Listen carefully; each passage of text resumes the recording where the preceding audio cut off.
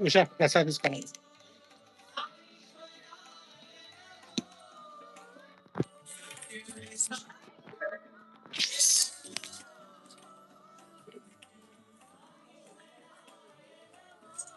Anita, YouTube போயிட்டு YouTube போயிட்டு செரியல் sides எனக்கு லிங்க் கிடைக்கும் லைவ் அதை அம்ரித் ஷேர் பண்ணி கம்யூனிட்டியில் போட சொல்லி ஆஃபீஸர் குரூப்ல ஷேர் பண்ணி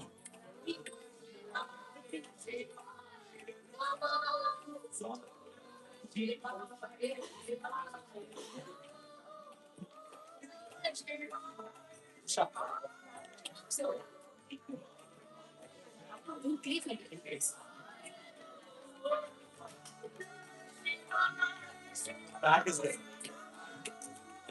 That.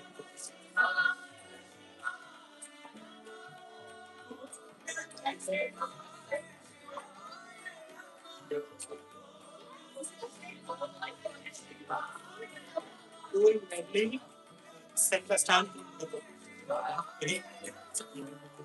Side. Yeah.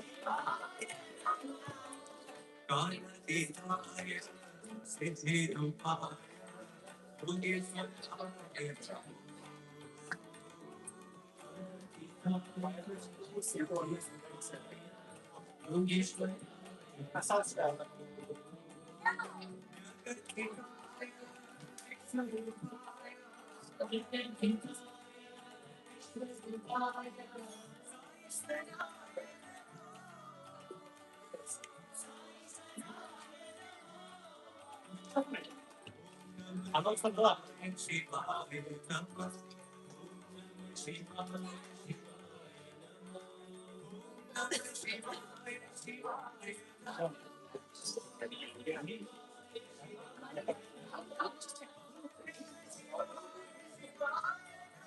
Link up still, huh? Oh, that's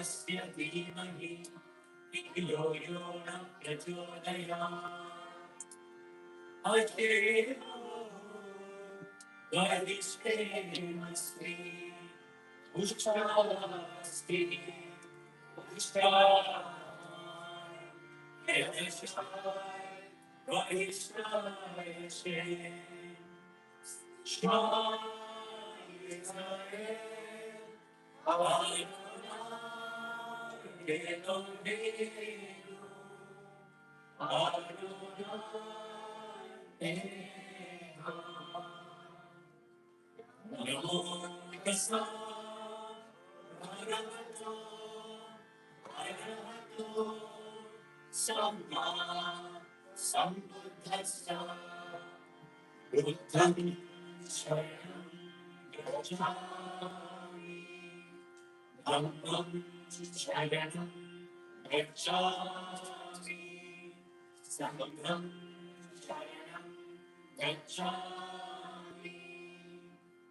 Our Father, who art in heaven, hallowed be thy name.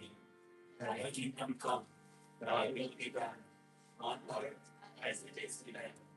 Give us this day our daily bread, and forgive us our trespasses, as we forgive those who trespass against us. And lead us not into temptation, but deliver us from evil. For thine is the kingdom, and the power, and the glory, forever and ever. Amen.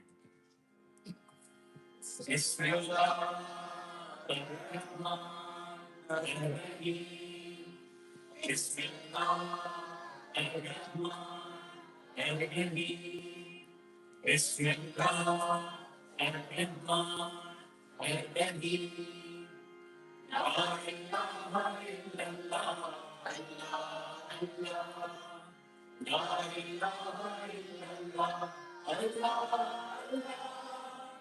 لا إله إلا الله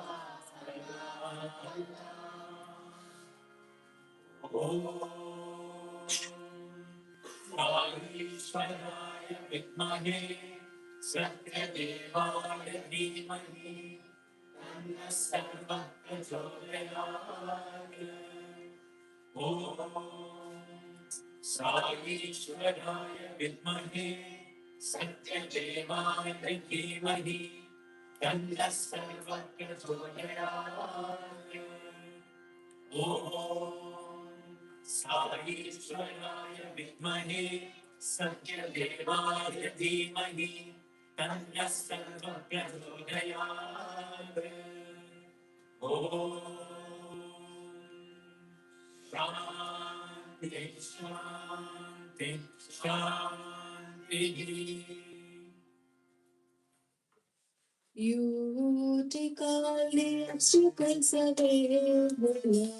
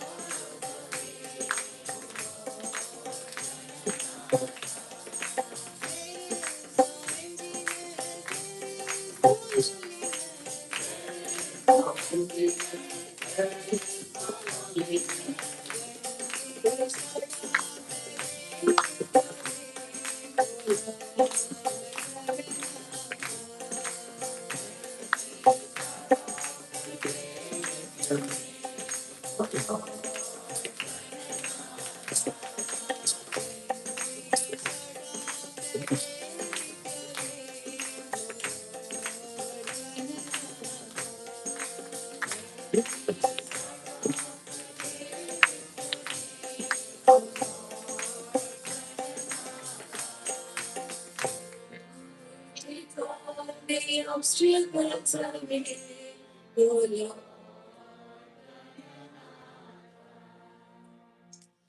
Guru Nanak ji की जय जयकार। गुरु नानक जी की जय जयकार।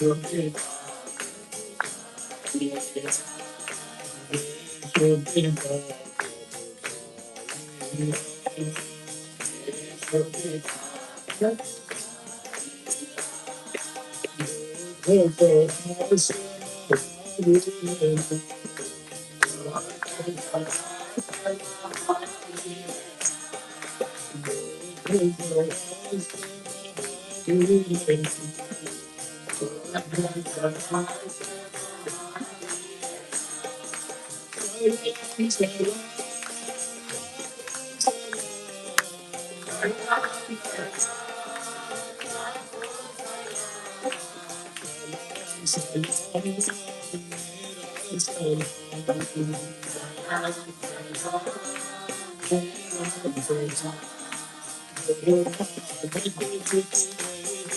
बोले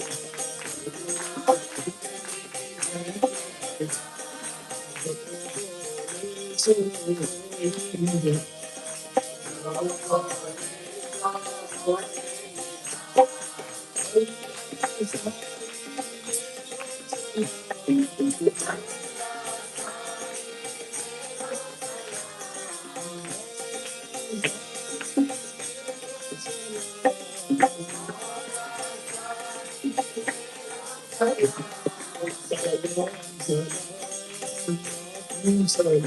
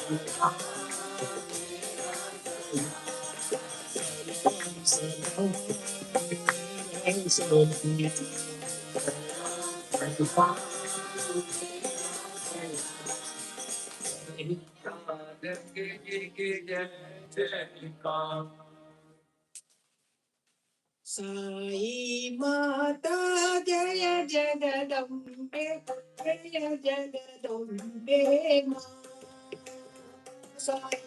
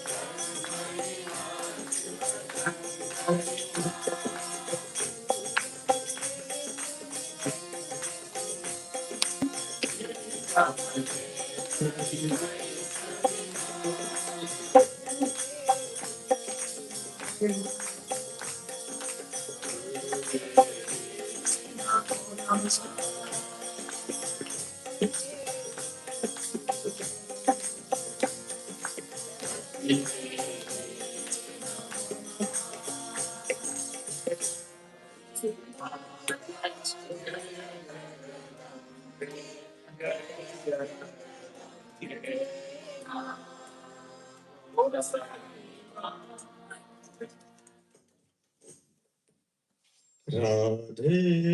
Govinda Gopala Jaya Govinda Radhe Gopala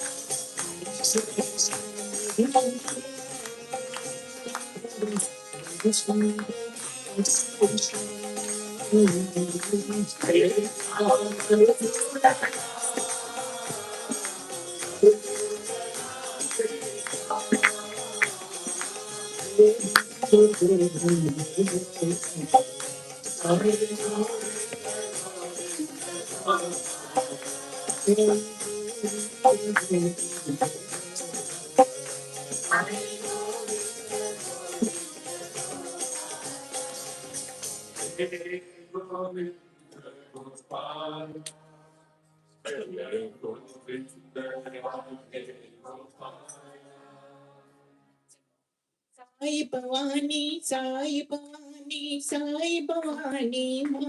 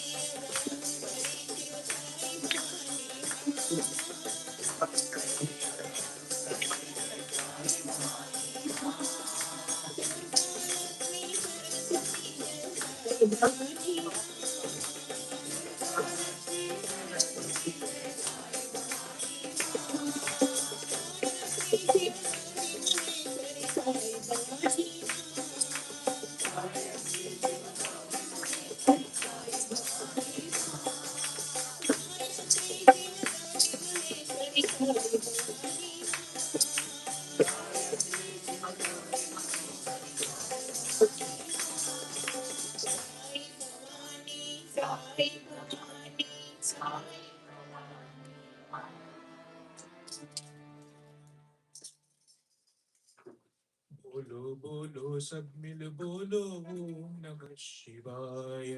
बोलो बोलो सब मिल बोलो ओम नमः शिवाय।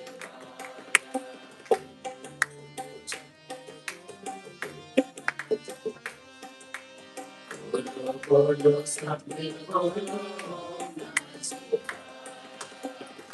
ओम नमः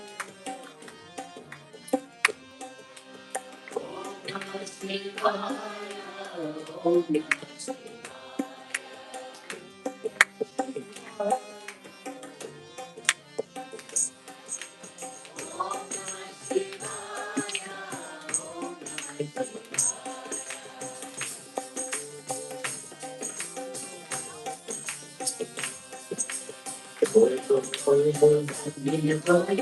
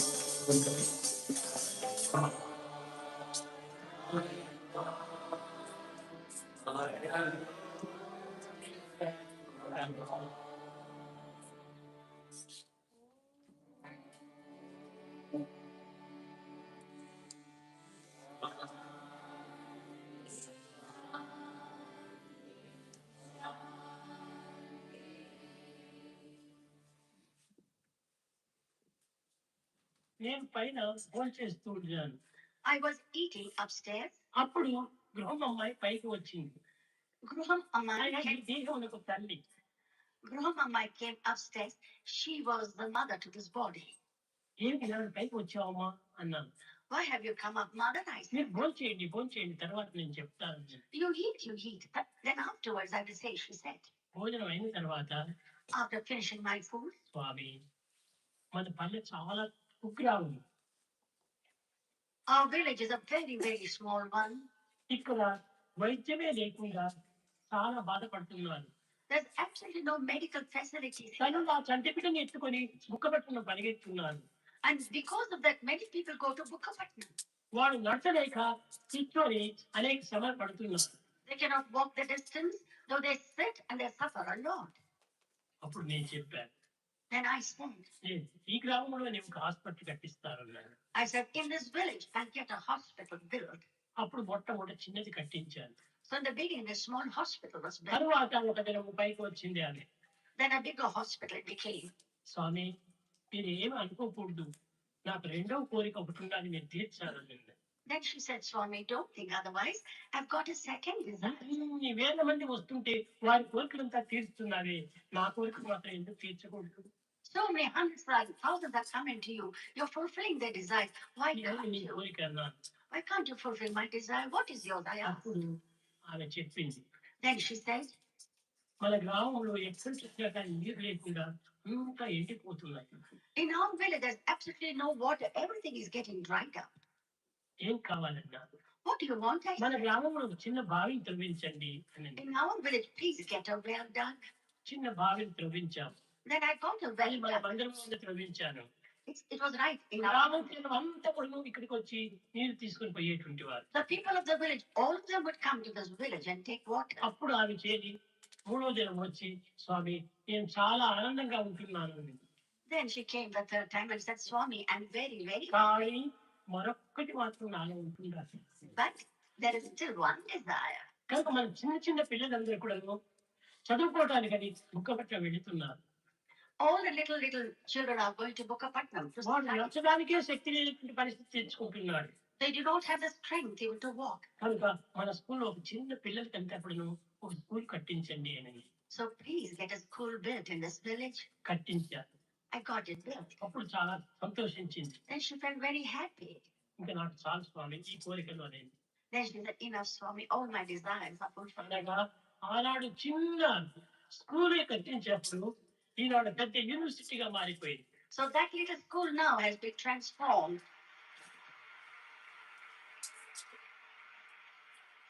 చిన్న విత్తనమే పెద్ద వృక్షంగా మారిపోతుంటాడు. It has become a big university. A small seed can become a big tree. పూర్వం చిన్న హాస్పిటల్ కట్టించినటువంటిది Earlier, a small hospital. Hospital ఇప్పుడు సూపర్ స్పెషాలిటీగా మారిపోయింది. That small hospital has become the super speciality today.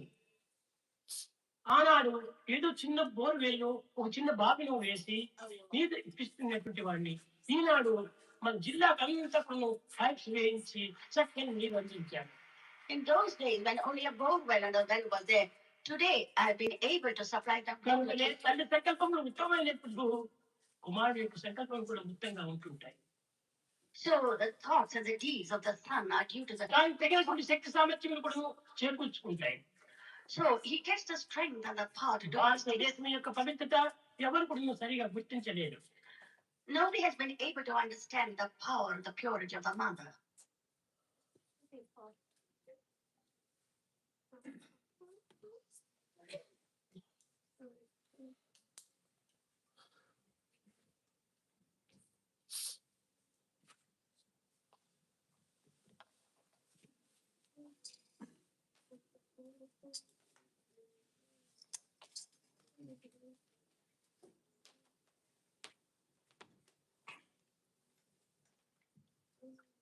Sairam, everyone. Sairam. Welcome to Hill Sai Center of Cherry Hill. Any newcomers today? Okay. Any newcomers? Sairam is here. Okay.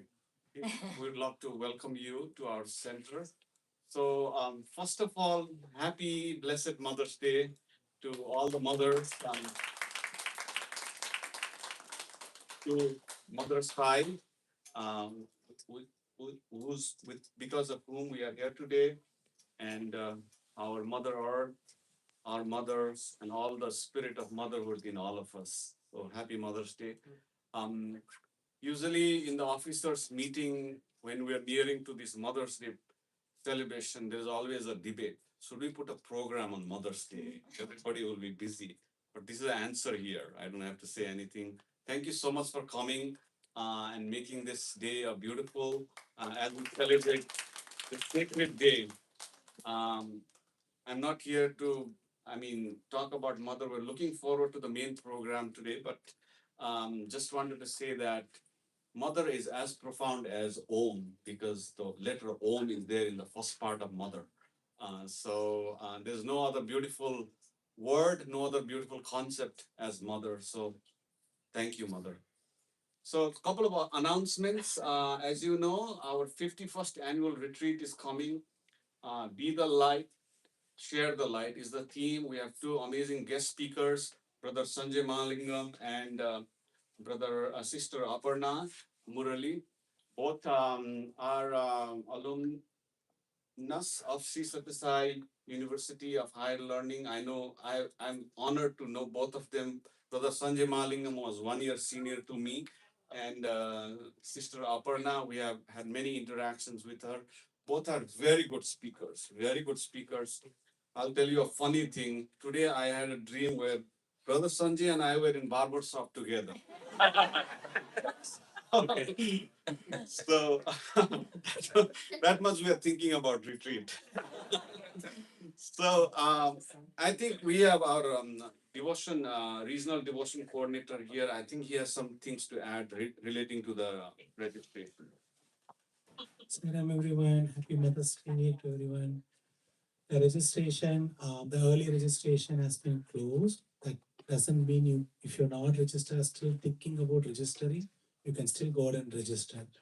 The request is if anyone is thinking, oh, I'll check the weather and do it, weather is going to be high 60s. It has not been changed for last 2 weeks after the town hall. Actually, it is going up. We are getting a prediction of 70. So it is all on the daytime. So don't come back and say, hey, you said 70, but in the night it was little chill. Okay, so it's a hill. So please register if you've not done it. If you're still having a second thoughts, please register as well as soon as possible, so that if you're planning to stay within the camp, you can get an accommodation within Cheryl and Malvan members. That's how the cabin has been split. And also, if you're planning to get an outside hotels, book it as soon as possible. There are some suggestions given on the website. Because a couple of our devotees are planning to stay in the hotel. They were requested where to go. So the website has updated information. And if you're registering for retreat, there are some discounts, is what I heard. But please look at the website clearly. It has all the information. But the request is please register as soon as possible. Okay.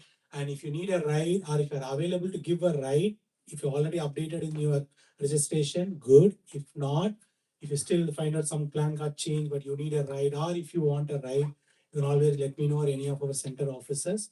They will always be able to pass the information to the registration team as well. And last thing is related to our retreat sadhana, step with Sai. We are going to have a peace walk on Saturday morning. Right after Suprabhadam, we are going to have Vedam chanting starting from devotion hall, followed by Women's Nagar Sangeetam group and then Men's Nagar Sangeetam group. So all with Swami's blessings and grace, everyone is putting the program together. We request all the Cheryl members to be part of all the events. So there is Vedam Guru, I believe Sausha has sent an email and also the link was shared by Rahul. If anyone want to be part of that parade, please join that WhatsApp group. Naga Sangeetam again will start from devotion hall. It will end in Swami room entrance, and then there's a flag hoisting with the guest speaker doing it. Just want to share because it's not a regular way we do the in the past retreat. This has been a little tweak just to inculcate of our sadhana as well, to walk for the peace. Saira. Thank you, Brother Mani. Just wanted to also acknowledge Rahul was not there today. Rahul is our president. I just also want to acknowledge, although you have been here before, Brother Mani and then Auntie and everybody, welcome back. Okay, nice to have you in the program. So we'll try to keep our announcement short because we have an amazing program coming up for the women's wing. Do you want to say anything quickly, Aarti? One Sairam, everyone. One update is that the sacred sari service is you can anybody who wants to start making bags and I sent a tutorial over the WhatsApp group. You can start doing that. They said that the bags should be shipped by Saturday, May 30th, but I'm still waiting for the shipping address. And this is supposed to go to the Uganda medical camp. Okay, great. And other announcement, we will recycle them as we come to next week. So service, brother. Yes, I just have one thing. Yeah. So we have our monthly Narayan Seva at Mount Holly Shelter next Saturday. So all the folks that join us, and anybody else that wants to participate, please do that.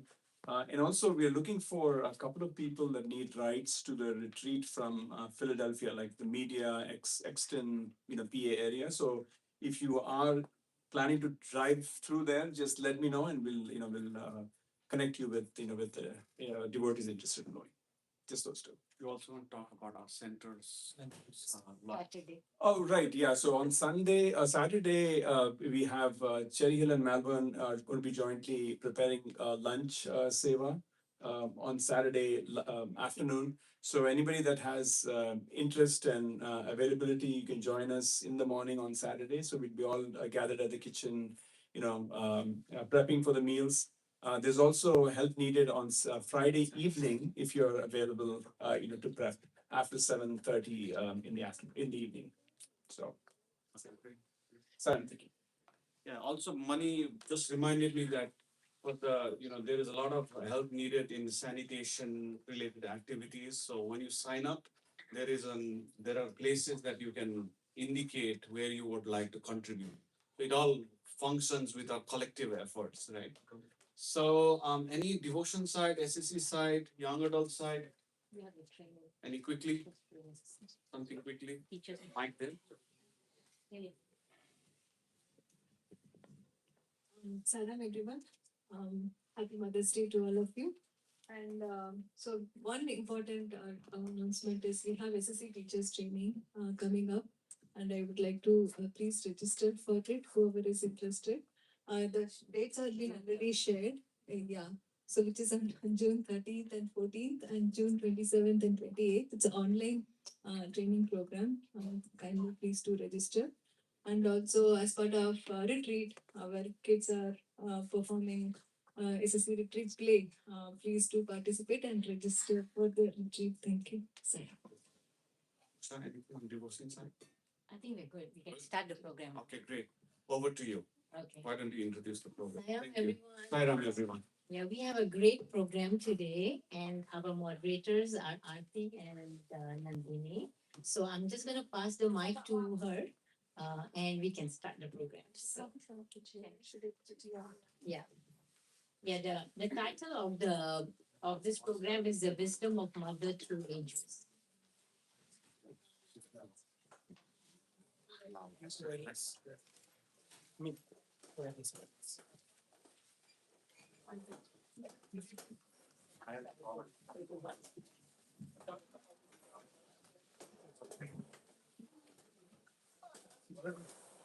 Mindful of cable, please.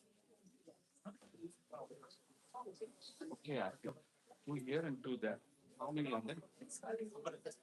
Why don't we can you want to see? Huh? On what? No, turn that way.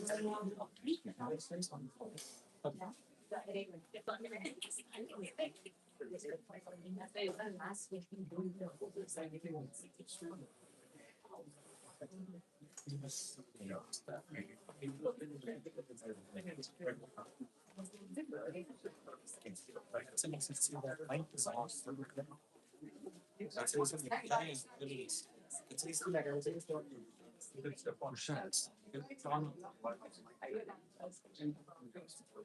See if you can turn that way. Turn up. Use it for them,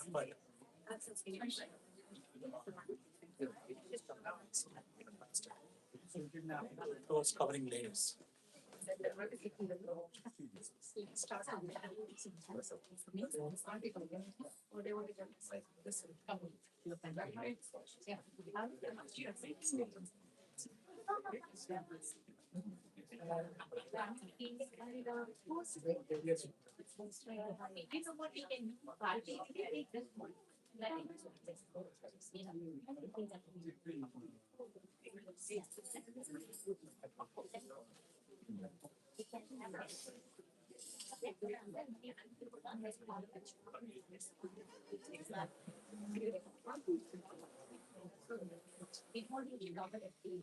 Usha, no need to cramp here. We can also put. That's what I was asking. Can we continue?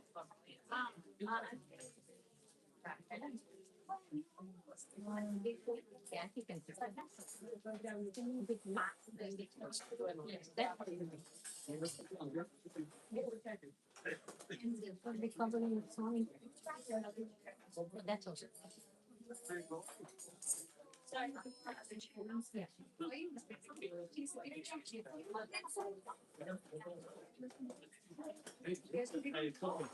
No need to hand too much.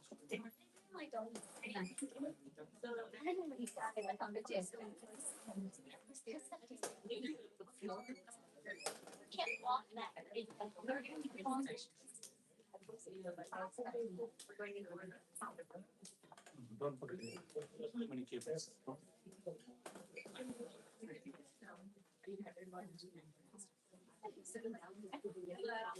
We're supposed to switch places. We're supposed to be.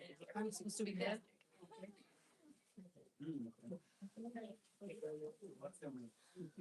Nancy, you want to sit here? No. It's so after moving and Antika, I did this chair.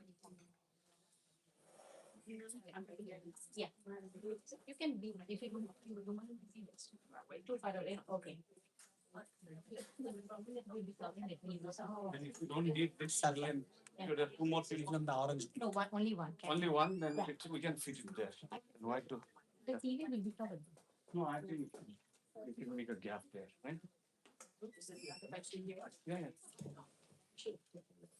One more person here. That's it. Let's get started.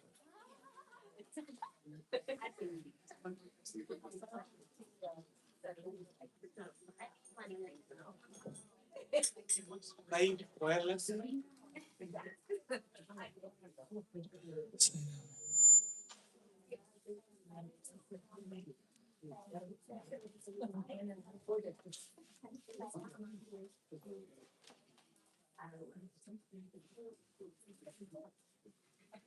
Somebody will have to keep telling.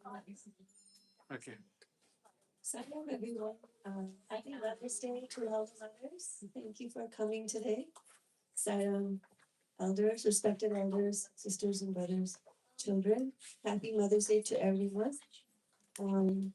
So today's program evolved, the way it evolved, I will say, I take no blame or credit. This is all Swami. The way everything was happening, I was just going with the flow.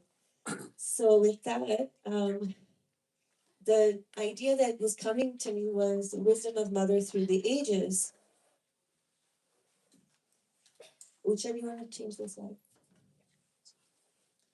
So when I was thinking of the ages, I started thinking about all the different yugas. And the way I was reaching out to the ladies, speak about different yugas, it just started happening that way. And then it was like I was working backwards to make this program. And then I started researching about what Swami said about the four yugas. And Swami says yugas means ages. Sometimes you hear in the bhajans, the Swami will talk about Treta Yuga me and Dwapar Yuga me. You'll hear all that in the bhajans, right? He's talking about the different incarnations of God that has come during those ages. So actually it's very cyclical the way time is. And the first age, which was really, really long, like the longest age, billions or I don't know how many years ago, was called the Satya Yuga or the Krita Yuga, which means the age of truth or the golden age. And some of you may have heard Swami talk about the golden age. He keeps saying, the golden age is coming, the golden age is coming. So he said that the golden age, and this is all from Swami from the Dharma Vahini, where he said Dharma, which is right action, walked on all four legs. What are those four legs? Truth, compassion, austerity, like all that discipline and prayer and everything, and giving, being very giving, right? So in that age, people had all of these qualities. It was very common. Then as time passed, there was a new age. It's called the Treta Yuga, which means that dharma or right conduct walked on three legs. And then three legs, you can see, I tried to give an illustration. Look at that table. The first table looks nice, nice foundation. You can put nice things on there. You know it's not going to fall. On the Treta Yuga, now it's only three legs. So now right conduct is working only on three legs. We're missing something. We're missing truth. Truth is becoming a little unsteady now. And then that's the age when Lord Rama came. Then in Dwapar Yuga, which was further on down the timeline, Lord Krishna came. At that time, it was 50-50. There was 50% good and 50% evil. At this time now, compassion is now gone. Like generally it's gone. And now, where are we? Kali Yuga. So fast forward, and then Kali Yuga means dark ages, as it means Iron Age. It's the current age. It's the shortest age. And at this time, now Dharma, look at it, only has one leg. Now you only see charity and giving as more common, and other things are kind of going downhill. So that's the way the stages are in time. But I was noticing things are different for mothers. You can go on to the next slide. Swami says that also that yugas are classified on the basis of the dominant mental role. So the way the vibes are in society, is determines what kind of yuga you are in. But you can have your own mental feeling despite what's going on around you. And Swami says one can always be in the golden age if one has all four qualities of dharma: truth, compassion, austerity, and giving. So, what does that mean? It means we all can be in the golden age right now. So, I was thinking about mothers, and I looked up what Swami said about mothers, and I would love for different SSC students to read a quote. Do we have an extra mic? Yes, we, Use the wireless one. the wireless. So can, we'll go in order. Saisha, can you read the first quote? Yeah, the Yeah. first one. Mothers of those days were women of great Piety. piety and noble character. They practiced virtue and set an example to the children. Only 4 wombs of such noble women were born sons of high character. February 5, 1990. Thank you. Bhargavi, can you read the next quote? You go through the history of any great person, it is obvious that they could reach such great heights in life only with the help of their mother's love. When one leads his life in accordance with one's mother's noble thoughts, one will relieved of all kinds of suffering. May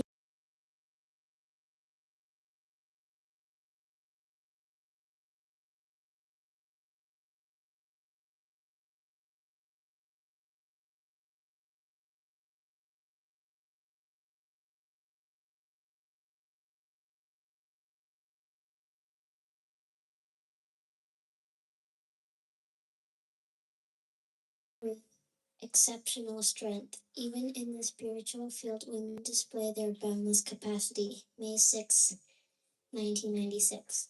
Thank you. I see Varun all the way over there. Varun, could you read the last quote? You cannot see. Oh, I say okay. that's probably the angle of the thing. Yeah. So, yeah, Your teacher is not living. problem solving. So read the last quote, please. Women always strive hard for the welfare of their family. They always aspire for equality, integrity, unity, and fraternity. Their speech is truthful, and their hearts are full of peace, and their actions are righteous. Women, being the recipients of 8 forms of wealth, confer prosperity and auspiciousness on the family, society, and the world at large. Thank you. So Swami says we should study the lives of our great women who were models of patience, fortitude, compassion, and sacrifice. And you just mentioned about truth. I think that covers like all the pillars and legs of dharma, right?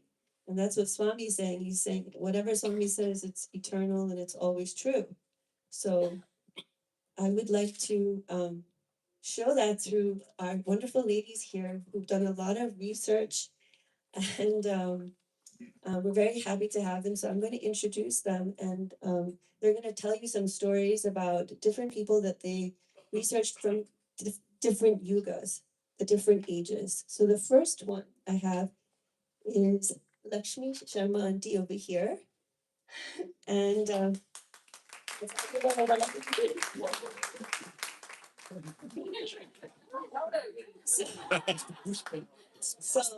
auntie moved here to New Jersey in 2015. Before that, she lived all over the Midwest. When she came to the U.S. back in the late 60s. She 76, sorry, 76. She has a son and daughter and 3 grandchildren. She's an active member of the Hill Sai Center. And what I can tell you, she didn't give me this in her bio. She's a very good cook, and she helps a lot with seva, especially at anything to do with cooking, like at the homeless shelter. She's ever ready to help, and she's also helped in SSC too. right? I think we did group 3. Yeah. So she's going to talk about Queen Mother Suniti from the Satya Yuga. Hand it over to Auntie. Thank you, Aarti. Oh, wait, sorry. I want to go back to the first thing. So I wanted to, it's kind of a panel discussion, it's kind of like a study circle, it's something of a hybrid. So I have 2 questions here that I would like each lady to talk about, especially the first one, and if they can, the second one also, which is the first question.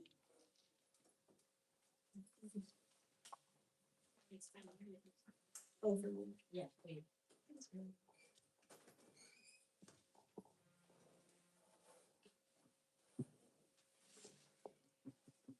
So the first question that they're each going to talk about one before I introduce them is, could you give a synopsis of your mother figure and share what you found inspiring about her?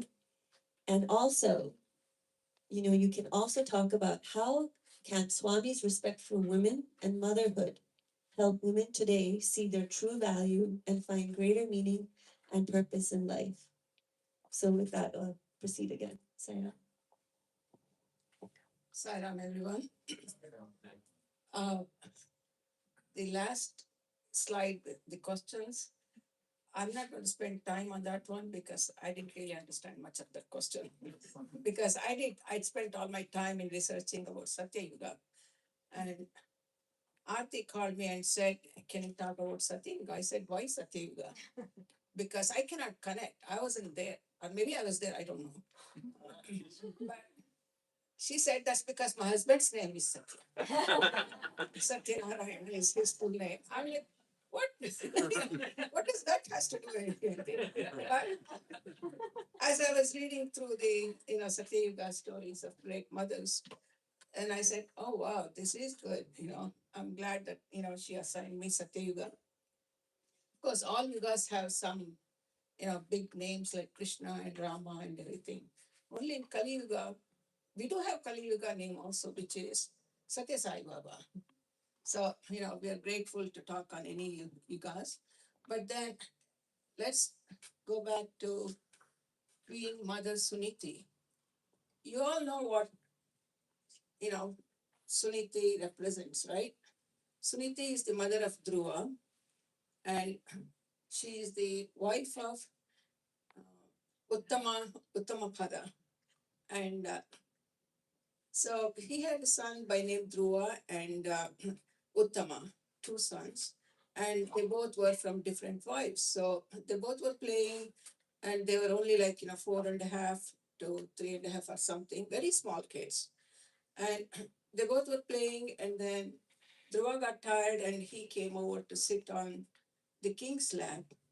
But then, meanwhile, Uttama's mother, Suruchi, she came and stopped him to sit on the king's lap.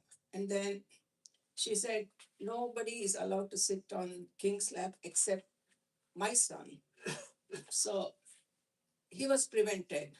Of course, Dhruva was saddened and upset, and he started crying, and he didn't know what to do. And remember, he's only 4.5 years old. I mean, you can imagine the age in those times, And nowadays, of course, you can connect and see, oh, wow, 4.5, I think we literally give a right to the kids to go to kindergarten and sometimes feed them by ourselves and everything. So anyway, so moving on to the story, his mother Suniti heard that he is very upset and crying. So she walked over to him and said, what is wrong? And he started saying, but then Suniti, being a great mother, you cannot live in the negativity. That's your mother. You have to forget that and go. Nobody can help you at this time because it's his emotions, his upset, his, being angry and everything. So only God can help you at this time. So go and pray God, she said. And Dhruva was so obedient child. So he went over to the forest. 4.5-year-old. We take our 4.5 years old to park to play in the slide, but not to the forest. I'm like, wow, that child is great, but even if they are willing to go in this day and age, I think we would stop them. And the police will come and say, you're abusing mother, right? So, we don't do some things like that. But then those are the physical form. So Dhruva went to forest. While going, of course, he met with Narada, and Narada tried to stop him, saying that he's still a child and everything. Meanwhile, he said, no, this is, my mother said this, I had to go. I had to seek God. So he started, his own journey of meditation. First, he did on both legs, and then he stood on one leg and everything. So, and then at the end, Narayana appeared to him. And meanwhile, I think he was contemplating on the quote that was given by Narada, Om Namo Bhagavate Narayana. And so now finally Narayana, came over, and then he heard his name quite a lot, I think, by Dhruva, and he just felt very compassionate towards the child, and he appeared to him. So how many of us have seen God? No, we don't. And having to see God at such a tender age of 4.5, 5, so it's tremendous effort by Dhruva. So the end of the story is that we have come so far. Everything is inside. Only God can help us. And like Baba says, I'm your friend, I'm your mother, I'm your father. So other people can, even though they're within the family, our soulmates and our children are our mother and father and everything. Only God can help us internally to develop certain virtues, like she just read. And without God, I don't think we can go any further. So we have to have a guru in that one. So now coming over to the mothers of this age, mothers, as soon as we are born as a female child, there's something in us that takes over compassion, sympathy, empathy, everything, helping nature and everything. It is so inherent in us. We don't have to work too much. We have to just develop more and more and of such nature. I see my granddaughter, she's 3.5. She's telling her brother, who is 9.5 years old, she says, Ethan, when you go home, you have to wash your hands, you have to do this, you have to do that, then you have to you have to do Kuman, you have to go to, there's no soccer practice, and she's giving him a list. I said, oh my God, Ethan has 3 mothers. His own mom, his nanny, and his little sister. So somehow it comes up in us, I think. We keep track of other people, but sometimes we get lost too, right? So, but let's not talk about that. So anyway, so it's inherent to us. It's built in with our estrogen. Let me just put it. It's built in. It's one of the side effects. So saying that much, comparing the Satya Yuga to Kali Yuga, where it's not easy for all of us to go to the forest, but then we can be obedient like Dhruva was. He was very obedient to his mother, and he listened to her, because if nowadays if you go and say go to your room, they don't even want to go, but he went to forest. Oh my God, so compare that. So obedience is very important for a child. As I'm speaking, I think there are very few people of Balavikas. I think most of us have passed the age of listening to our mothers. I don't even have my mother living anymore. So, but anyway, so Balavika kids, I think listening to your mothers will help a lot in your future. They don't say it with many, maybe the words might be different, but they don't say it with ill will. They're always saying it in your best interest. So, and then next thing what happens, so that was the obedience. Next thing was, Maybe we should So is it? Likewise. Okay, all right. Thank you, Auntie. Well, thank you all.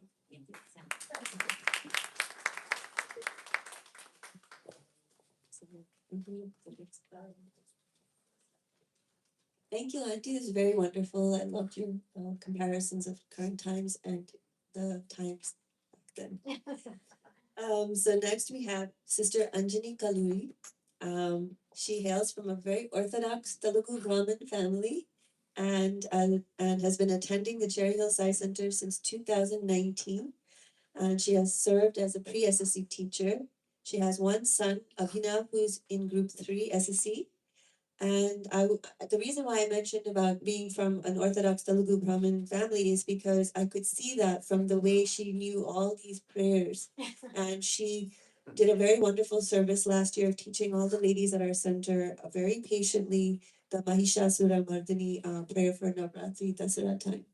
And she had so many ideas for more prayers. So I'm just very grateful for that. And she's very excited to be here.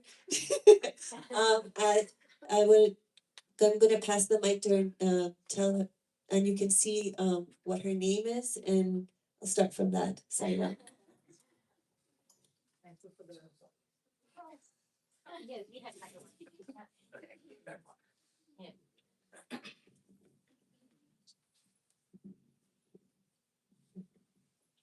Thank you for the introduction, Aarti.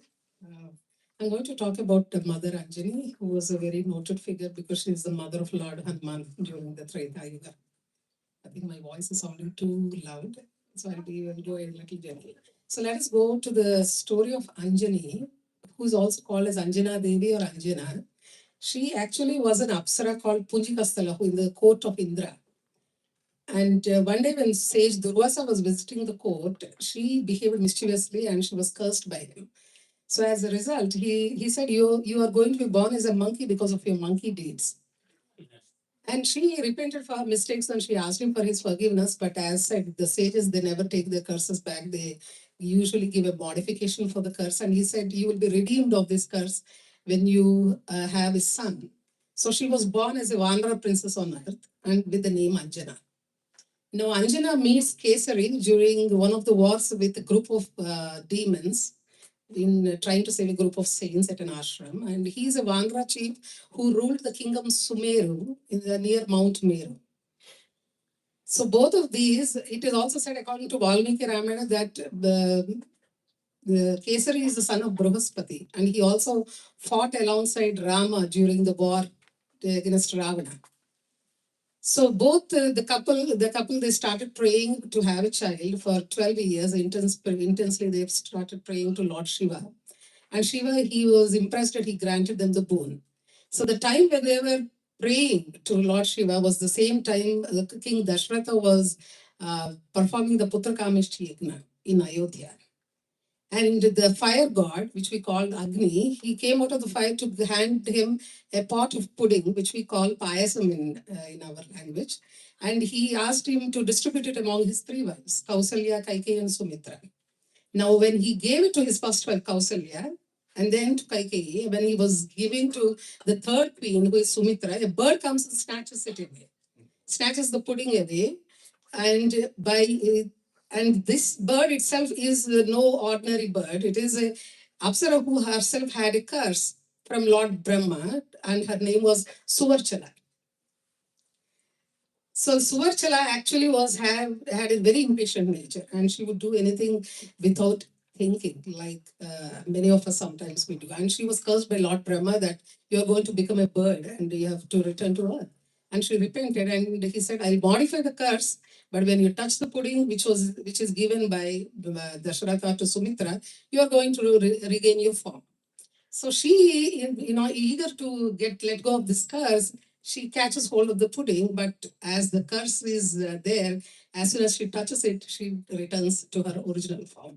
Now the pudding falls out of the bird's claws and it is returned to the ground when Vayu, the wind god, he blows on it so softly that into the outstretched hands of Mother Anjana who is praying, and she consumes it. And therefore she she gives birth to the son who is called Anjaneya because he is Anjani Putra. Now, Hanuman as a child was very mischievous and he had a lot of appetite for food. And so she had to fetch him fruits every day and to mitigate his hunger. But one day when she was late returning home, he could not wait any longer and he looked at the sky and saw the sun in the form of fruit. It was red in color and he mistook it for a fruit. And he started flying to the skies to catch hold of the sun. And in the process, he burnt his mouth. Now he started crying, and Lord Indra and Vayu, who happens to be his heavenly father, they both rushed to his side to pacify him. And seeing his divine power that he can catch hold of the sun, blessed him with immense powers. Now, Anjana, she knew her son's potential. She's no ordinary mother, right? And she was a person who was very patient and she has got a lot of spiritual understanding. So she wanted to direct her son, who was very, very fast, very mischievous, had a lot of strength and knowledge. So she sent him to the sun god, saying that you please go and learn holy scriptures from him. She said, while he's going, that he is no ordinary celestial body who gives light. He is the source of energy and life and all the knowledge on earth. She also taught him how to master your emotions. Like many of us, we don't have the mastery of emotions. So she taught him how to master your emotions and passions. She said that these emotional turbulence and all this, which are quite normal for any human being, you have to use them to achieve your higher purpose, which is divine purpose. So she said, you should understand the binding nature of anger, detachment, and desires, and you should understand that you have to control these because these are the ones which are the forces which usually the ordinary human beings, they are put through the life and death because of these, right? And slowly what happens, so because of all this groundwork was she laid the groundwork, foundation for him, and he could devote his devotion single pointedly towards Lord Ram because she laid the groundwork, all this, right? And what I want to say is that Swami says that she is the most virtuous, dedicated mother we can see. And he says that she is a symbol of dedication for all mothers. She is a virtuous, noble mother with pure devotion, entirely devoted to God. She has these powers of prayers, intense prayers which she performed for 12 years, and which made her eligible to give birth to a son like Hanuman. So he says that by citing her example, he says to all mothers that she is leaving us a legacy of mother's wisdom, which we have to learn from her. And righteous mothers bring about righteous sons. So we all have to be those righteous mothers in order to shape our sons in a righteous manner. And my son has come back into the room as I see it. And she said that he said that she is leaving us a legacy of her way of time, what it is like, wisdom and all that. And I hope our sons, we are in that. We learn something from Mother Anjana myself, and I'm inspired by her story to teach my son something like that to become someone like Hanuman. Saya. Thank you, Anjali. And I just wanted to also note that she has the same name as Anjali, Hanuman's mother, Saira. So she spoke about Anjani, who is in the Treta Yuga. So now we'll move on to the Dwapar Yuga, and that will be Yashoda mother. And Sister Mani Prabha, is your last name Nayaga? Yes, Nayaga. Okay. So a little bit about her. She lives in Westchester, Pennsylvania. She has two sons, Arvind and Agadish, and one of her sons is here. I saw him earlier. Yeah, yes. And she works very hard as a stay-at-home mom and is involved in the Malvern Sai group and the Hill Sai Center. And I can tell you that she's a very creative baker. So with that, I will hand the mic back to you so you can talk about Yashoda. Thank you, Arti, for the nice introduction. As a matter of fact, I baked cake for today. So everyone please enjoy. I am going to talk about Mother Yashoda for Dwapara Yuga. First of all, I would like to offer my humble prayers. I never talk. I will take a mic and talk because I'm too nervous anytime. Only with my husband and family, my whole truth comes out. But with everybody, I'm very shy. I'm going to talk about Dwapara Yuga. I'm going to talk about Mother Yashoda, the beloved mother of Lord Krishna. Though Lord Krishna was like born to Mother Devaki, it is Mother Yashoda who became the blessed, famous, iconic foster mother of Lord Krishna. Swami says that in the previous birth also, both Yashoda and Nanda, they were like a couple named Dara and Vasudrona, and they got a boon from Lord Brahma to be the birth parents of Lord Vishnu in the next birth. So it was predestined that Mother Yashoda would raise Lord Krishna as a son. I'm going to talk about the Vatsalya Bhakti that Mother Yashoda had for Krishna. Vatsalya Bhakti is where the devotees considered the divine to be the child and they poured very selfless, pure, unconditional maternal love in doing everyday mundane activities. Like normally, all mothers, we do the same. But are we always loving? I don't know. We'll be yelling, we'll be scolding, but still we have the love in our heart. But they are doing everyday mundane activities for the Lord. Mother Yashoda, she saw Krishna only as a beloved, adorable son. She had a deep emotional bond with him. She provided the constant protection, nurturing, tender care, discipline, and love for him. And her entire life, it entirely revolved around nurturing and protecting Krishna from all the dangers when he was growing up in Vrindavan. And then I'm going to talk about 3 incidents in Mother Yashoda's life where the divine love and motherly love, they actually were at play and they complemented each other. The first instant is Mother Krishna showing the 14 worlds inside his mouth to Mother Yashoda. And the young mischievous Krishna, he was always like very mischievous, and every day Mother Yashoda would get complaints from other children and the gopikas. And one day she heard that he ate mud. So she started scolding him, saying that he is given the best food of fresh milk, curd, and butter. So what is the need for him to go eat mud on the streets? And as usual, Krishna denied eating it. She just wanted to check whether he ate it. So she told him to open his mouth. When he opened his mouth, she could not even believe her own eyes because she really saw all the 14 worlds inside his mouth. So for a moment, she thought she was dreaming, and what she saw was not real. Like this, many moments revealing Krishna's divinity was shown to Mother Yashoda when he was growing up. She was always able to grasp it for a moment, but after some time, she was again back in the Maya of thinking that he was just an adorable son. Uh, what is the next one? Next one is Damodar Lila. That's very interesting. This instant of Damodar Lila. One day, the young mischievous Krishna, he just, as usual, he broke the pots, stole butter, ate all of it, his heart's content. So Mother Yashoda caught him doing that, and she wanted to discipline him by tying him with a rope to a very huge wooden mortar.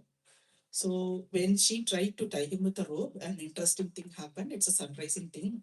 No matter how many ropes she was trying to add to tie his waist, tie around his waist, it was always 2 fingers short to tie.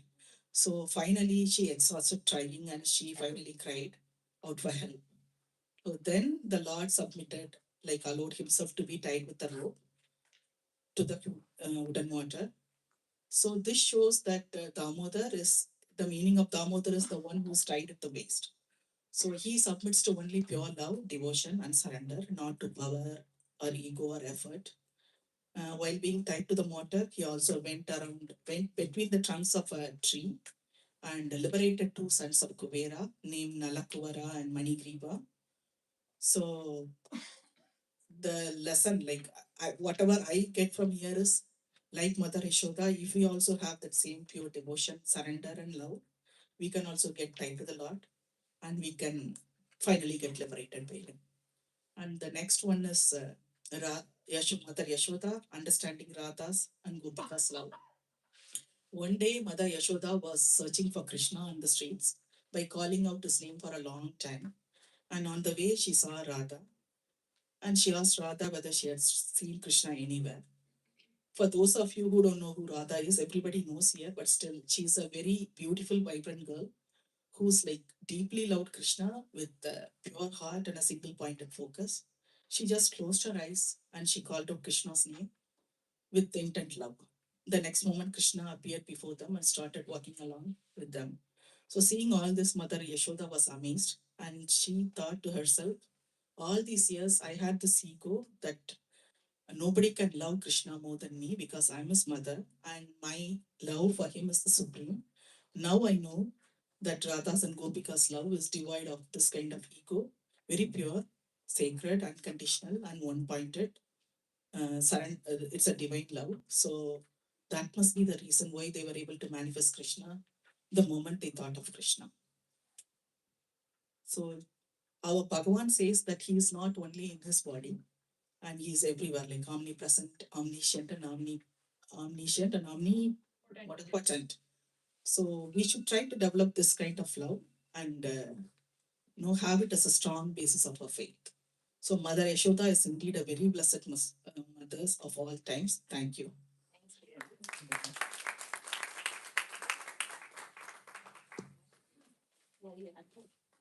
Another mic, thank you.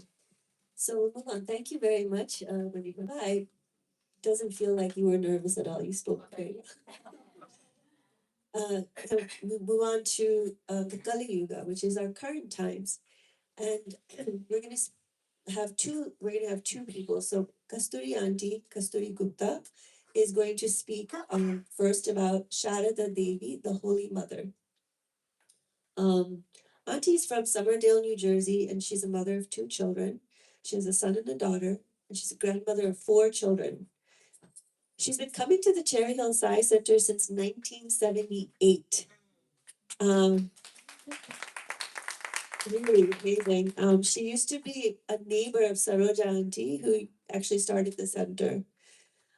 She's also a very good singer and composes bhajans, and through Swami, she's an instrument in composing bhajans and devotional songs. And we have a little treat for you in the end. So I would like to pass it on to you. Thank you. Thank you, Aarti.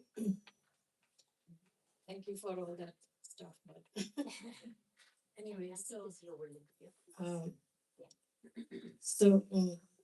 I'm going to talk about Mother Sharda, who was known as the Holy Mother in the Ramakrishna Mission Ashram. Is that hello? Yeah. Okay, so I'm sure a lot of you are familiar with Ramakrishna Paramahamsa and the Ramakrishna Mission. So she was known as the Holy Mother of the mission. Why don't I just read a little from my notes because I'm sure I'll forget most of it.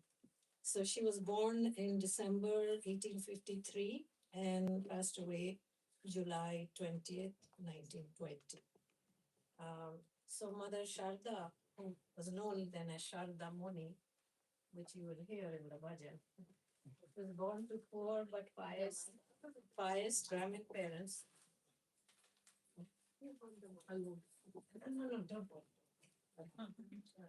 So, in the obscure village of Jairam Bati in West Bengal, she was married at the age of 6 to Sri Ramakrishna Paramahamsa, and who actually picked her up. So, yeah, they're already eligible. But in those days, that was fairly common. Um, she lived a very simple, austere life and self-effacement. That was her. I mean, everything about her was ordinary, but yet Sri Ramakrishna said she was an incarnation of the Divine Mother, but she hid her powers.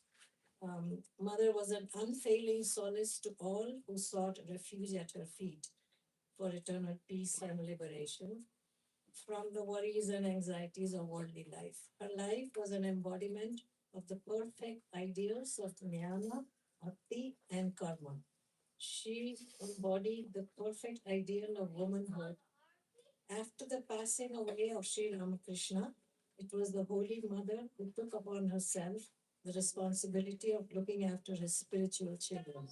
And gradually, the great Ramakrishna order grew up around her. And she was known as the Holy Mother to followers of the Ramakrishna order and revered as an incarnation of the Divine Mother. She mentored and initiated many devotees with spiritual life and provided guidance as a guru or a teacher. Um, she was she embodied universal motherhood, accepted people of all backgrounds, castes, faiths as her children, exemplifying unconditional love and maternal love. Her key teachings were service to others. She cooked, cleaned all her life, caring for disciples, serving them with long stillness of prayer. And she hid her divinity, though she possessed spiritual powers. She possessed profound spiritual wisdom and power, often guiding devotees with subtle wisdom. Her legacy, she is honored as an ideal of womanhood and a source of spiritual empowerment for women in modern times. And this is one of her quotes. I mean, if you hear her quotes, it pretty much tells you who she was. As the wind removes the cloud, so the name of God destroys the cloud of worldliness. The purpose of one's life is fulfilled only when one is able to give joy to another. God is one's very own. It is the eternal relationship. So, Shardama, I mean, of course, you're born a Bengali, you're familiar with her and Ramakrishna all your life. My mother was initiated into the Ramakrishna Mission Order. And as a fact, as one of Holy Mother's direct disciples was her guru.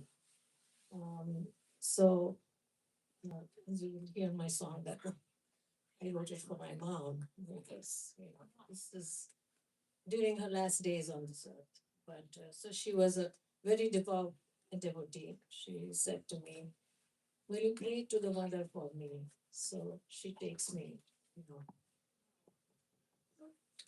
sorry.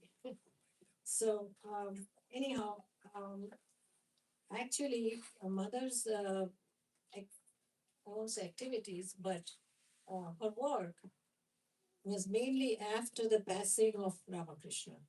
And as a couple, they led a celibate life, their whole life, like show an ideal marriage. And at one point, she said she was kind of depressed after he passed away. She had to go back to Kamarpukur, where Ramakrishna came from. And she was sitting one day, sort of depressed, thinking, now, who will look after me? I have no sons. And Ramakrishna appeared to her and said, you will have 100 sons. All the devotees I've left behind, they will all be your sons. And that's how it turned out to be. Even people like Swami Vivekananda, you all know of him, and all the monks of the order, they all, saw her as their mother. And one of her famous quotes was, I am a mother to the wicked as well as the virtuous. There was no distinction.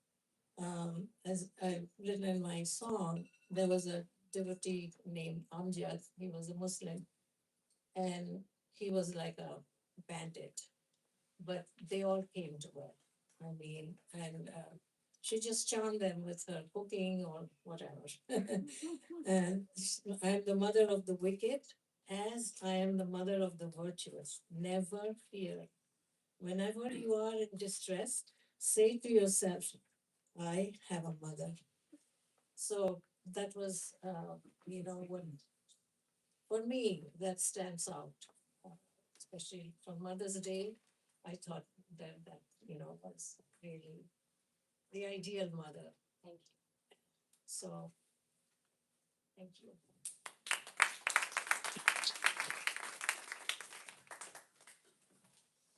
Thank you, Auntie, and we look forward to the song in the end.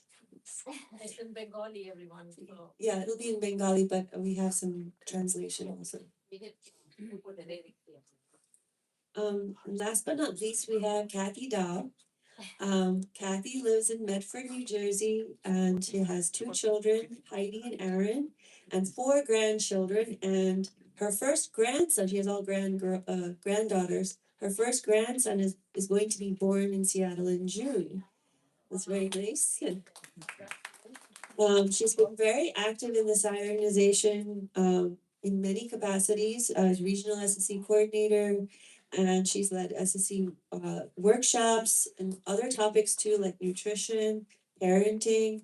And she's been an SSC teacher for over 40 years. Right now, she's serving as a Group 4 SSC teacher. And I was one of her students. So I've known her for many years, so thank you. Thank you, Kathy. So I would like to introduce her for speaking on Mother Teresa, also in Kalayuga. Thank you. Sairam, everybody. Can you hear me okay? Yeah. Am I speaking? Yeah. I thought I would start with, first of all, Mother Teresa is the most contemporary of any descriptions we've had here so far. She was born in 1910 and died in 1987, so it's not that long ago. She, huh? Yeah, 5 minutes. I know. Sorry. I wanted to start though with an experience that she had or she talked about when she was alive. And it gives you an idea of who she was. So she says that one evening a gentleman came to our house and said, "There's a Hindu family with 8 children who have not eaten for a long time. Do something for them." And I took rice and I went immediately. And then there was this mother, those little ones, faces shining eyes from sheer hunger. She took the rice from my hand and divided it into 2, and she went out. When she came back, I asked her, "Where did you go? What did you do?" And one answer she gave me, "They are hungry also." She knew that the next door neighbor, a Muslim family, was hungry. What surprised me the most was not that she gave the rice, but that in her suffering, in her hunger, she knew that somebody else was hungry. So these were little experiences she had that gives you a sense of her compassion for other people. So she's regarded today as a symbol of selflessness and compassion. Her name is synonymous with charity and goodwill. She was born in a small town in northern Macedonia, which at that time was part of the Ottoman Empire, into a family where her father died early and mother had to take care of all the children. And she eventually, at the age of 18, decided to join a convent and become a nun. So she is called Mother Teresa today, but that was not her real name. Her name was, I'm going to try to say it, Anyeya Ganju Boyajiu. So it was a different name. So you might wonder, how did she get the name Mother Teresa if this was her original name? So she joined this convent where she, at the age of 18, she took the vows to become a nun. So she never married, she never had children, but the world were her children, right? So she chose the name Teresa in the convent because it was based on French a French saint who exemplified the ideas of doing things with great love and serving God through humble everyday acts. So she chose that name because of that person. And of course, the name Mother, we'll get to that in a moment. So she joined the school, and then they sent her to India to teach to some students in English school. But even in India, even though she taught the school, what happened was that she realized she was still teaching people who had the money to go to the school. So it was easier. She still wasn't doing what she really wanted to do. So she got a calling from God. And it was that she wanted to go and serve the poorest of the poor. That was her ambition. And it was a very strong calling that gave her the name she has today to be called Mother Teresa. The problem was that when she went in India, because even teaching the school in India didn't get her close enough to the poorest of the poor. So she decided that she would go into the slums Now, the slums were a very dangerous place for a woman, and Mother Teresa was like 4 foot, maybe a very, very short woman. And but she's so powerful in her message, right? So she started a group when she was there called the Missionaries of Charity. And this became a global mission in 133 countries by the time she died. So it was that quote we had about a seed, you plant the seed and you have this big tree, right?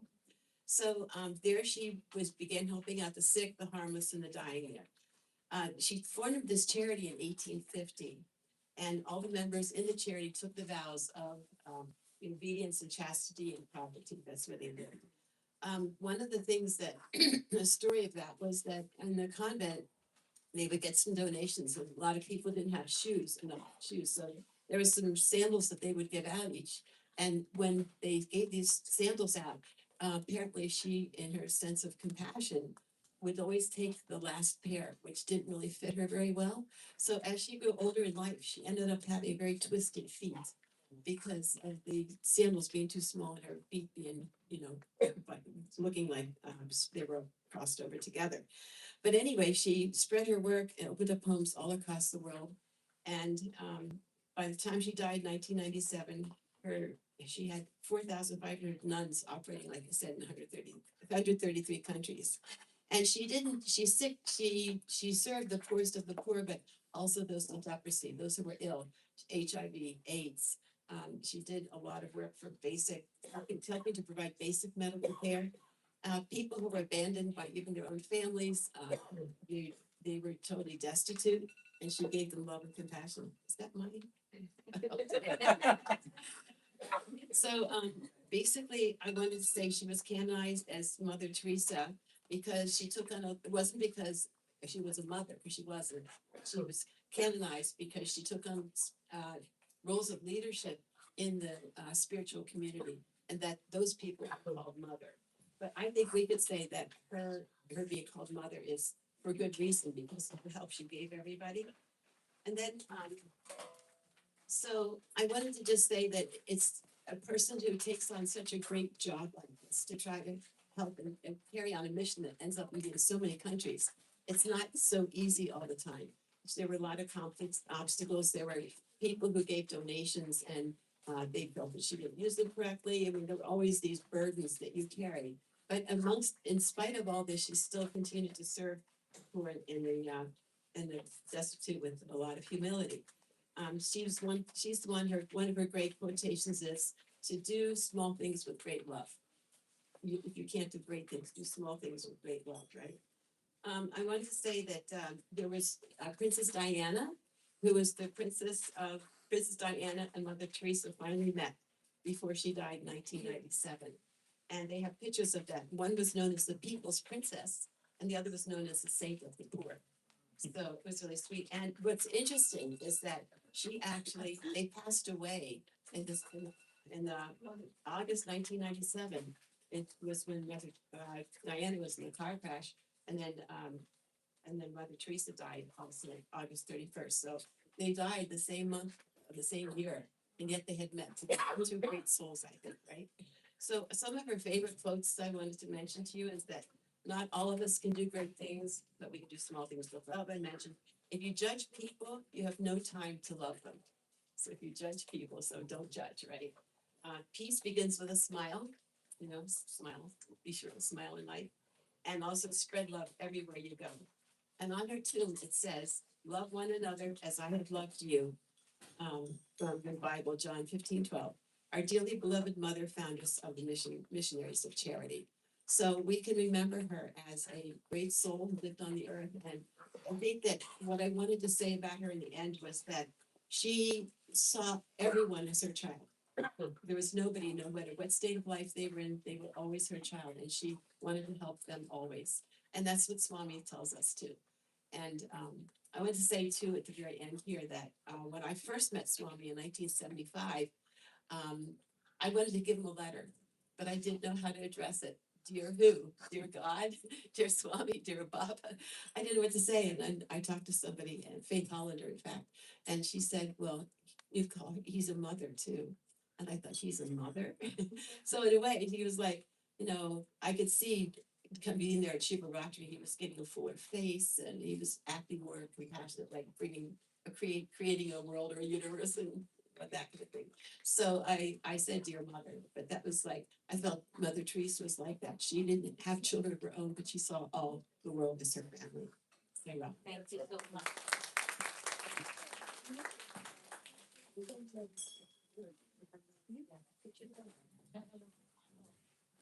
Thank you, Kathy. I moved back here to save time here because next part is the end, which is Kasturi Auntie is going to sing the song that she composed for her mother on Sharada Devi. And so I will, Usha's gonna put the slide lyrics up. Yeah. You want to fix English?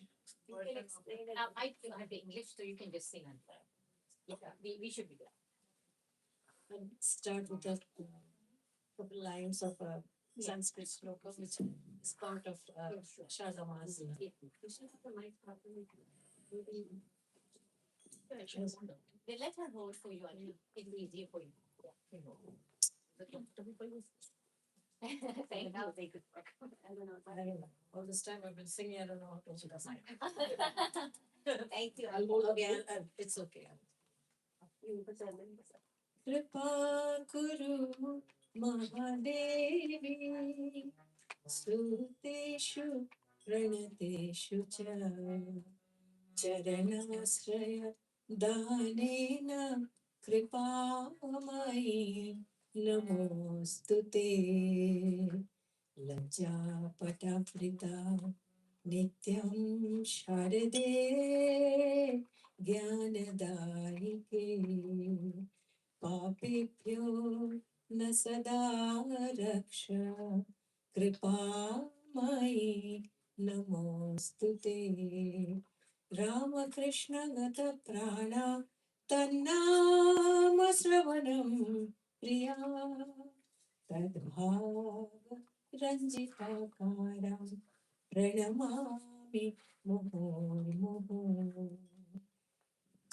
पवित्रचरितं यस्याः पवित्रजीवनं तथा पवित्रता स्वरूपिण्यै तस्मै दिव्यै नमो नमः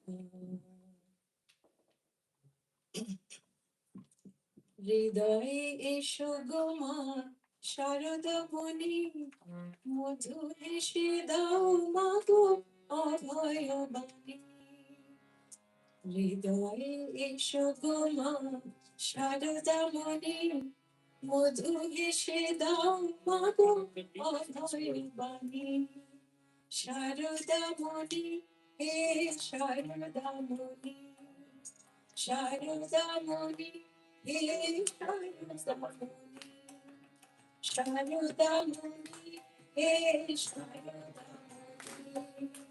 शारदमुनि हे शारदमुनि Rama Krishna Bhagavan Lashmi Rama Krishna Bhagavan Lashmi Rama Krishna Bhagavan Lashmi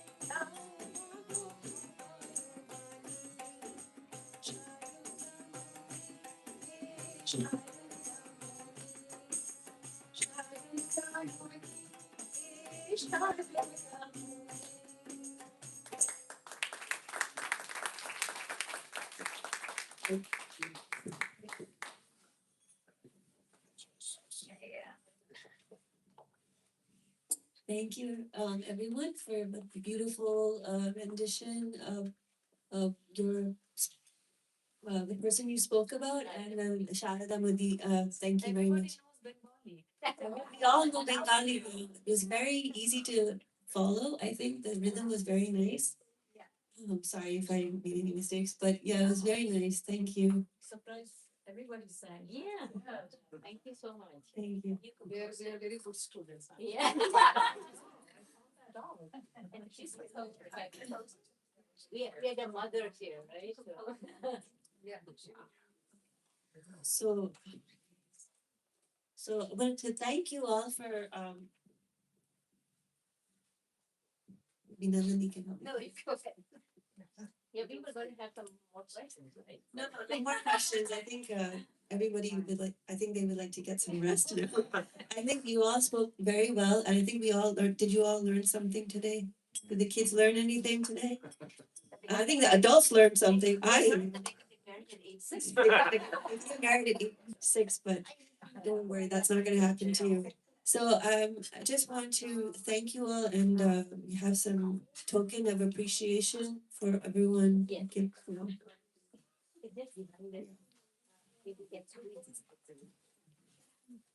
Sorry for making you work for Mother's Day. Quickly. Yes.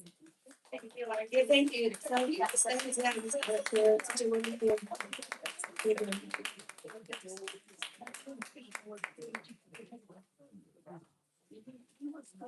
Number 6. And one day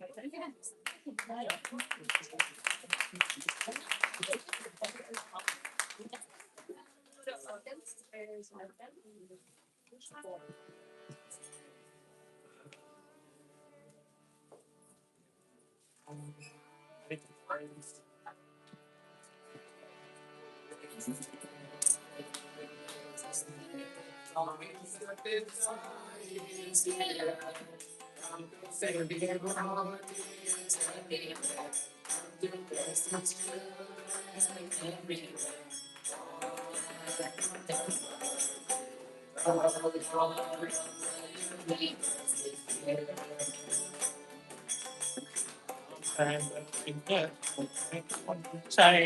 everyone in our life, feeling with satisfied. I had so this I'm smelling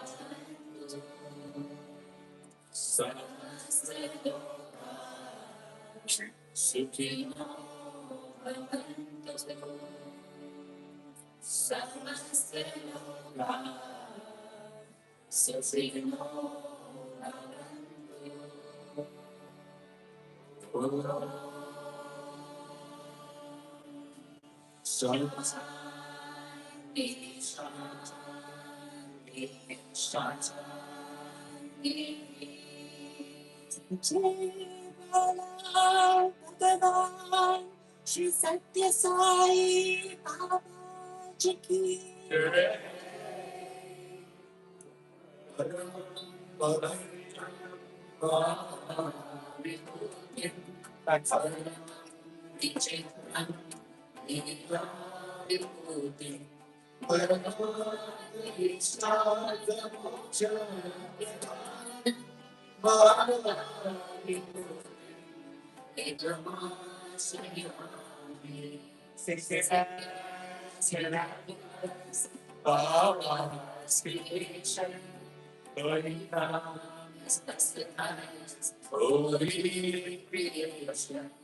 Granting us the greatest blood, God's divine protection.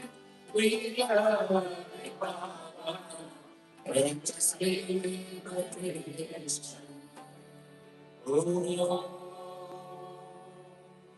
oh, oh.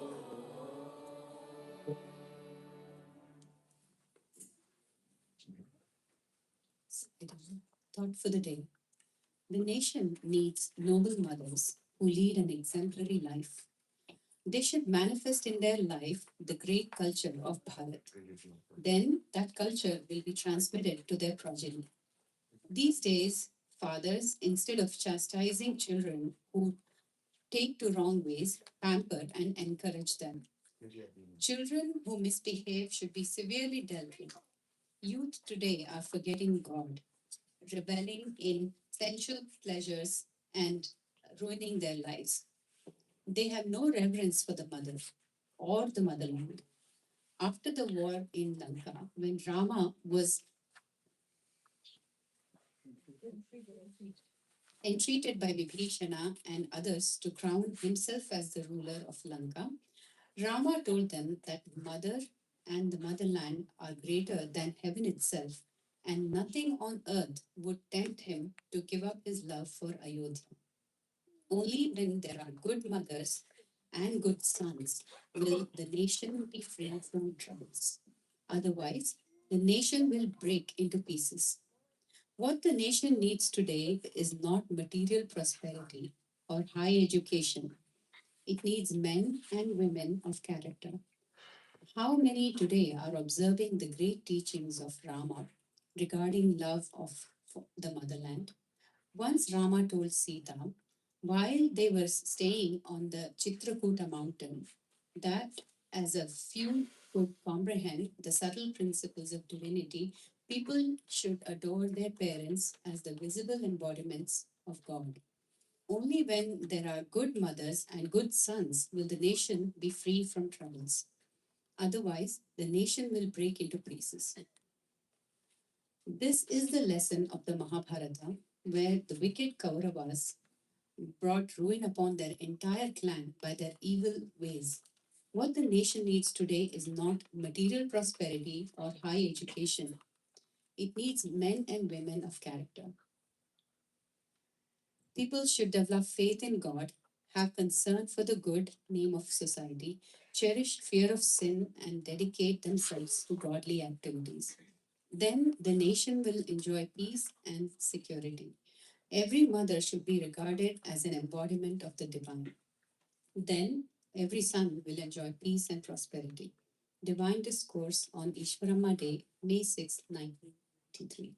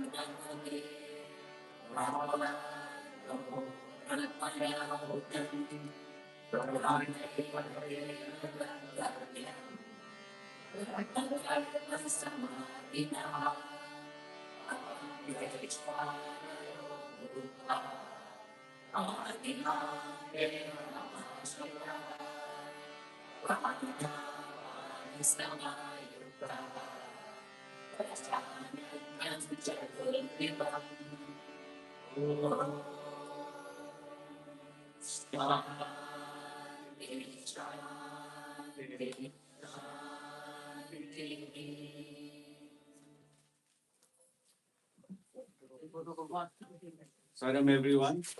So let's give a round of applause to the women's wing group, RP, Sister Nandini, and all the terrific panelists. A kind note that we have light snacks today. We are a little running late. The Buddhist group will come after us, so we need to be quick. Kindly don't make too much of. Kindly move the lines fast in the snacks bar.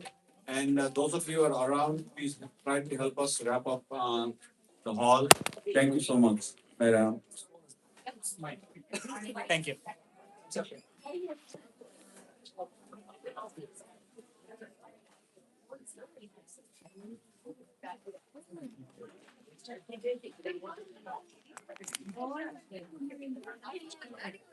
Thank you. That's okay.